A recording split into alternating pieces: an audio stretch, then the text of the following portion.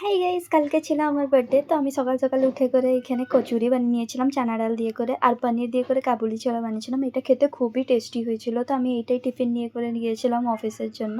আর সকাল সকাল আমি এটাই খেয়েছিলাম, যেহেতু আমার ক্লায়েন্ট ভিজিট ছিল। তো আমি সেদিন কালকে সকালবেলা আমি বহুতই জলদি অফিস গিয়েছিলাম।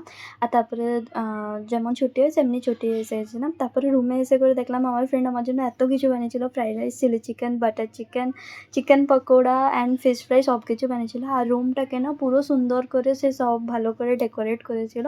আর আমি এত দেখে করে খুশি হয়েছিলাম যে এতটা সারপ্রাইজ হলো, মানে সে এত প্ল্যান করেছিল বলে আমি নিশ্চয়ই জানতামই নি পুরোটাই।